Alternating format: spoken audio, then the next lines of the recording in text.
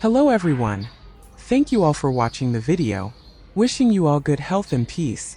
The morning unfurled like a tender sigh, its pale golden light threading through the canopy of leaves, cascading onto the weathered wooden table where Tieu Nuong and Chung shared a quiet space. The air hummed with the delicate chorus of birds, their songs weaving through the faint, earthy scent of freshly brewed tea. A fragile symphony that seemed to cradle this fleeting moment of stillness between them. Chung sat with his head bowed, his rough fingers guiding the pen across the page, each careful stroke forming the neat, deliberate lines of his job application. His face, etched with the lines of quiet resolve, bore the weight of unspoken worries, about money, about tomorrow, about proving himself worthy of the life he dreamed of. Yet, in his dark eyes a spark of hope flickered, faint but unyielding, like a distant star piercing the dawn. He wrote not just for himself, but for something more, something he couldn't yet name. Across the table, Tieu Nuong sat motionless, her small hands folded in her lap, her gaze resting on him with a softness she didn't fully understand. She said nothing, her lips sealed by a silence that felt both comforting and heavy. She watched the way his brow furrowed in concentration, the way his shoulders hunched slightly under the burden of his thoughts, and she felt an ache bloom within her, a tender, undefined longing that trembled like dew on a blade of grass. She wanted to reach out, to bridge the quiet gulf between them, but the words eluded her, slipping away like shadows at noon. In her stillness, she traced his every movement, as if to hold on to him long after he'd gone. When Chung set his pen down, folding the paper with care and rising to his feet, the moment shattered. His figure receded down the narrow path, leaves crunching beneath his steps, until he was little more than a silhouette against the morning haze. Tieu Nuong lingered at the table, her eyes trailing after him, heavy with a melancholy she couldn't shake.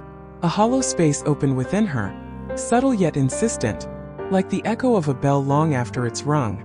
Slowly, she rose and wandered to the garden, where weeds tangled wildly in the soil.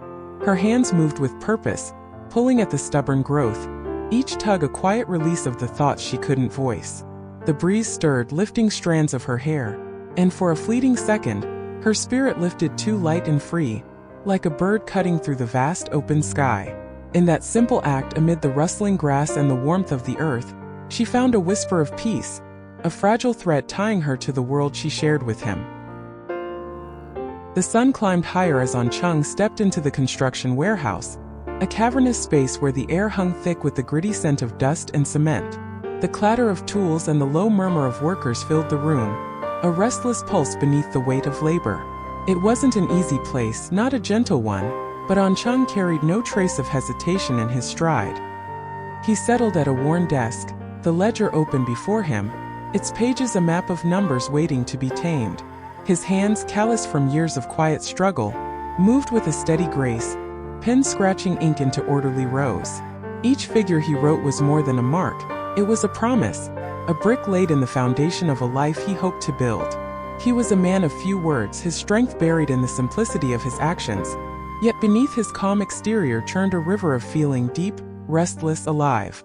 As he worked, his thoughts drifted to Tieu Nuong, to the way she'd sat across from him that morning, her silence a presence as real as the tea they'd shared. Her eyes, soft and searching, lingered in his mind, a quiet anchor amid the chaos of his day. He wondered if she knew how often she crept into his thoughts, how her image steadied him when doubt gnawed at his edges. He wanted to give her more than this, more than a life of scraping by, more than the endless cycle of toil. The numbers blurred briefly as he paused, his chest tightening with a mix of duty and yearning. What if he failed? What if all this effort amounted to nothing? The fear flickered, sharp and cold, but he pressed it down, letting the rhythm of his work drown it out. He wrote on, each line a defiance of that doubt, each calculation a step towards something better. The warehouse buzzed around him, indifferent to his quiet battle, but Chung found a strange comfort in its clamor. It was a world he could shape, a place where his hands and mind could forge order from disorder. He didn't crave wealth or grandeur, only stability, a roof that didn't leak, a table with enough to share. And in that vision, Tieu Nuong stood beside him, her presence a warmth he couldn't name but couldn't live without.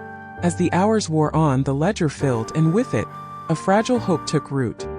He believed, perhaps naively, perhaps bravely, that these small steady efforts would weave into a future worth having. The day stretched long, but he endured, driven by a heart that beat for more than just himself.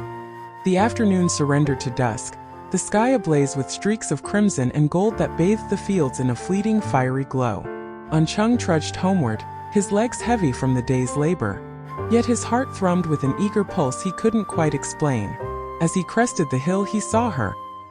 Tieu Nuong, bent low in the garden, her slender frame dwarfed by the wild sprawl of weeds. Her hands moved with quiet determination, but then he caught it, a fleeting wince, a shadow of pain crossing her face. His chest tightened, and without a second thought, he broke into a run, the fatigue in his bones forgotten. Tieu Nuong, your hand, what's wrong? He called, his voice rough with worry. She looked up, startled, her eyes wide with surprise before softening into a smile. A fragile, radiant thing like the last rays of sunlight clinging to the day. It's nothing, just a little sore, she murmured, but he was already beside her, his rough fingers gently clasping hers, tracing the lines of her palm as if to erase the hurt. He said no more, only knelt and took up her task, his hands deftly clearing the remaining weeds. The garden bloomed anew under his care, the earth yielding to his quiet strength until it lay neat and open beneath the fading light. When the work was done, they sat together on the soft ground, a stalk of sugarcane between them, its sweetness a simple gift after the day's trials. Chung bit into it, then offered her a piece, his gaze lingering on her face, on the way the twilight softened her features, on the gentle curve of her lips as she chewed in silence. Tieu Nuong, you're beautiful, he said, the words slipping out, raw and unguarded, tinged with a shy warmth that surprised even him. She ducked her head, a flush creeping up her cheeks, her heart rippling like a still pond touched by a pebble. She didn't reply, but the air between them thickened with something unspoken, something tender and alive. In that moment, beneath the dying embers of the day, they shared more than sugarcane. They shared a quiet understanding, a bond forged in the small fragile acts of care. The morning had begun with distance, with the weight of their separate burdens, but now, as night crept closer, they found solace in each other's presence. Life stretched ahead, rugged and uncertain, but sitting there shoulder to shoulder, it felt softer, kinder. The world could wait. For now it was just them, two souls tethered by the day's gentle thread, finding beauty in the stillness they built together.